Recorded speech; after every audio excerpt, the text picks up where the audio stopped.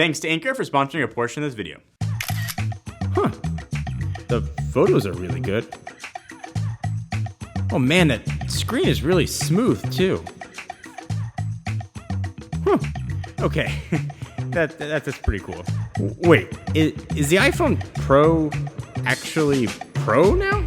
So Apple throws the word Pro around so much, it's kind of become meaningless at this point. In the past, Pro's been another word they've used for like more expensive. But now, with the iPhone 13 Pro and Pro Max, has Apple finally and clearly given us something meant for like professionals? And not just video creators, but a phone that can be used by anyone for their work. And I'm gonna focus on the Pro models here, but if you want a full rundown on the iPhone 13s, check out Robert Rosenfeld's video on the Apple Circle. We'll link to it in all the places.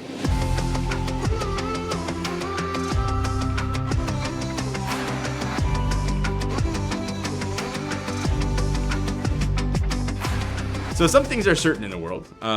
Death, taxes, and Apple's gonna Apple. You know they are going to take their sweet time adopting new tech that have been found on competitors' phones for years. Just how they roll. But when they do finally bring those features, they generally have done a really good job with the implementation. And this year's phones, on the surface, look like a crazy iterative update. The notch got a little bit smaller horizontally, but Apple hasn't done anything with that extra real estate. It's just smaller.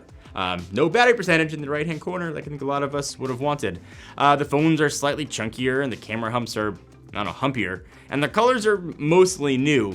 But that aside, at least aesthetically, you'd be really hard-pressed to tell an iPhone 13 Pro apart from a 12 Pro.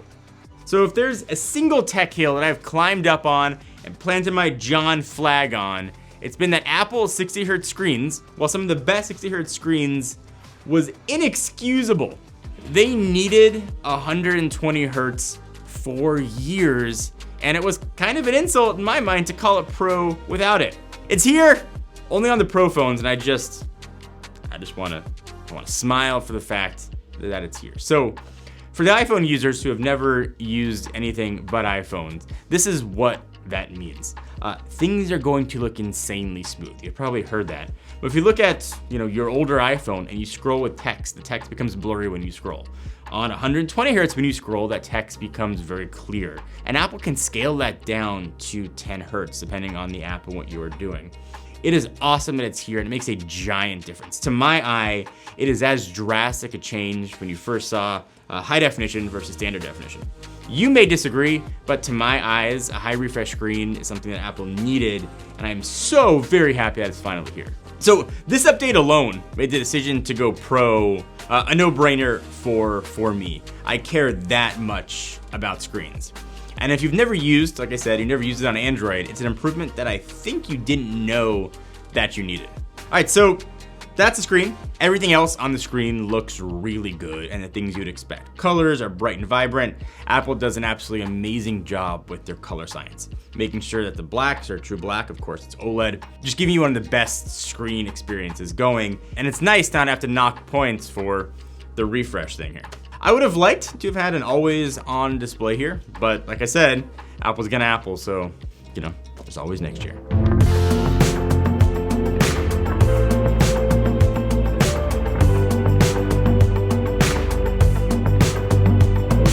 All right, so cameras.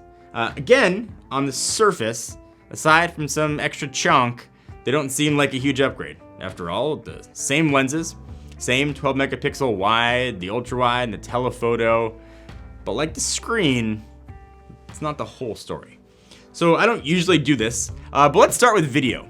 iPhones are always awesome at video, but it is absolutely just bonkers this time around how good video is, assuming that you are shooting on the standard wide angle, and it looks incredible here. Even low light looks stunning in every setting. It always looked good in regular light with a lot of sun coming in. It always looked great when you're in a studio like this with lights all around, but it started to look not great when you got to like dusk or you're trying to shoot at night. It just became a mess, noisy, and the HDR got all wacky. It just didn't look as good as everything else.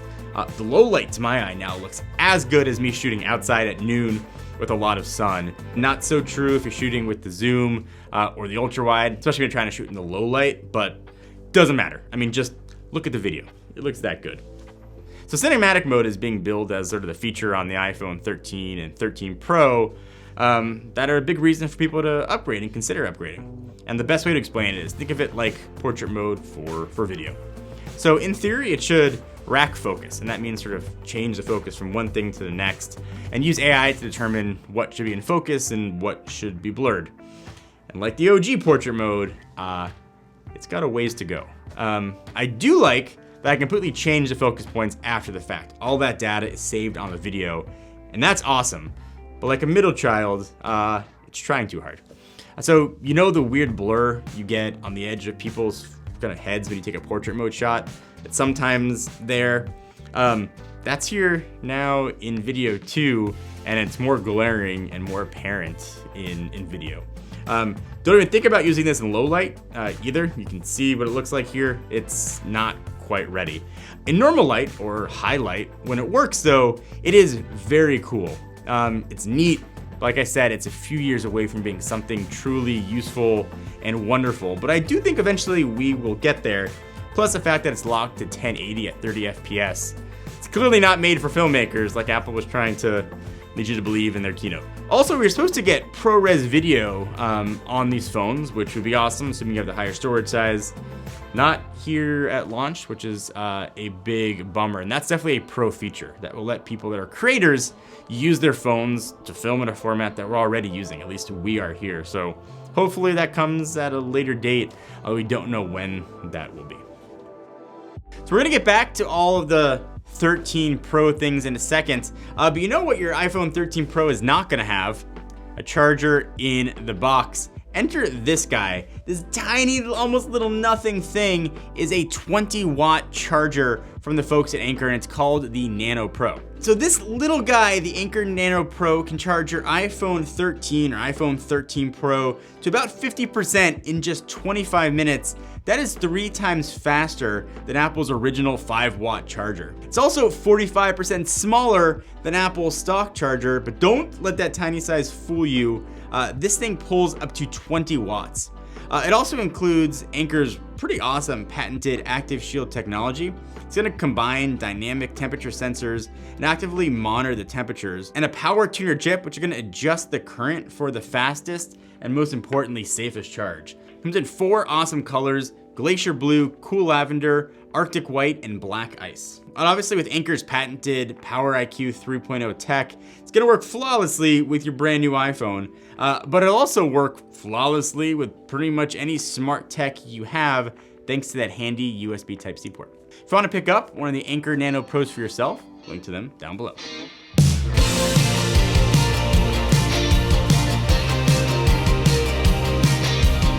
All right, so camera time, like still camera time. Let's start the way I always do, because I love this. A blind test with the regular wide angle with a 12 Pro and a 13 Pro. Take a look at these suckers. How does the color reproduction look? How do highlights look? How do colors look on the walls? Can you tell which one was which? I knew which phone took both, and to my eye, they looked nearly identical. But now look at these shots with low light. Look at things like shadow reproduction. Look at things like noise that ordinarily would not be so good in low light. And you could see a ginormous difference here. Again, way less noise, way better with shadows, and they're not over brightening the dark like you got with the 12 Pro. If there's one area that has gotten just immensely better across the board with the 13 Pro, it is low light. It is shocking how good this has gotten. So all that stuff had to do with the wide angle, the main shooter, but all the cameras are better. So back to that wide angle, it's better because pixel sizes are bigger now. It's actually 1.9 microns. It also has an f1.5 aperture, meaning it can take in a ton of light, which obviously you saw with those examples. But the best thing about it was that it did not have to switch into night mode nearly as often, which is great. I did not like night mode all that much because I couldn't keep my hand that stable, and I don't always have a tripod, which is cool. When it does go into night mode, to my test, it seemed like 30% faster. It seemed way, way faster than before. which is awesome.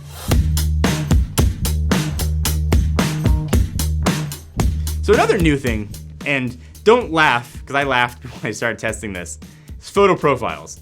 And to me, that struck me as filters. Apple added filters, things that we've had for a long time.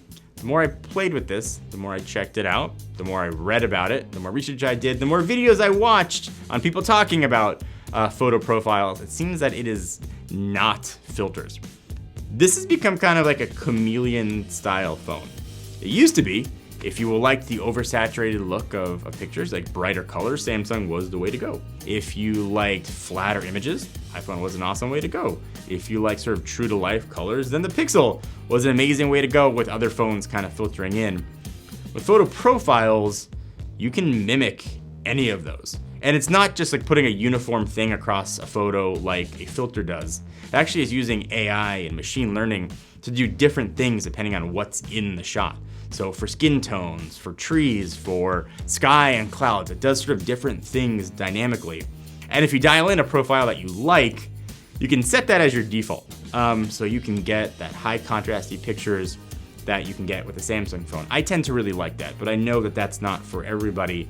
But you've got a lot of choice now with what you can do with these cameras, and it's absolutely awesome. You may never play with these, but know at least that they are there. So the Pro models still have zoom. It's 3x zoom now. It's nice to have. They're not getting into like the space zoom 50, 100 times zoom that Samsung is getting into. It's a nice implementation of 3x zoom. It's here. When you do digital zoom to like 10-ish times, it's very clear and apparent. It works. It's not great for night mode, but night mode is supported. Also here, you can shoot macro shots. You can get really close to things. I think it's that feature in this phone that I'm gonna try once while I'm testing and then not really ever use again. But if you like to get like pictures of the veins on leaves, you're going to be very excited. I'm not gonna make any other jokes on why you would use a macro lens, but it's here if you want it.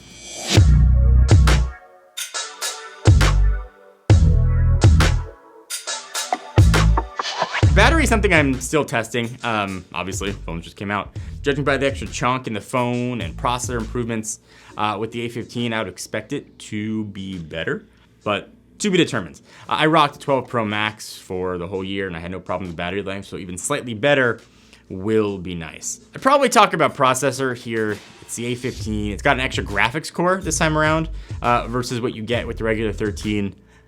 I can't tell any difference. They're always fast. Processing power has never been an issue for Apple, but as I use it more, I can talk a little bit more about the A15. I don't really care how it benchmarks. What I care about is my actual use case. And like all of these new phones when they come out, you don't really see their power until developers have had generally a good 6 to 8 months start updating their apps, take advantage of all of these new things, and by that point, you're already rumors of the iPhone 14 coming out. But processor is not a problem here. So the question that I always had for professionals, is this really a professional phone? For me, I think this actually is a pro phone. I'm very curious to see what ProRes is going to look like now, how that performance is going to be when it comes. But being able to sort of use this as a camera for me, as a B cam or an A cam when I'm out and about, is a giant difference. And again, these updates are not just about the looks. It's not a design refresh like we got with the iPhone 12 line. It's more subtle. I know a lot of people, me included, would love to see a huge design change every year, but that's just not how Apple do. How Apple do is small incremental changes that ultimately add up to better and better products. I think what we have right now is a culmination of years of sitting on the sidelines with camera technology and getting to a point where cameras have gotten so good, and I am just blown away by how amazing the video fidelity is. That's very easily could be used in place of the camera we're using right now, which is a relatively expensive Blackmagic Ursa. It is a production camera, and the iPhone does a very admirable job at mimicking what it can do. It's powerful, it's definitely not cheap. I love the storage size, comes in a terabyte now for a ton of storage if you are gonna shoot in ProRes when that comes out. I love the 13 Pro Max. That's gonna be my phone of choice for a while. And if you are a professional, I think it's gonna be a really good choice for you as well.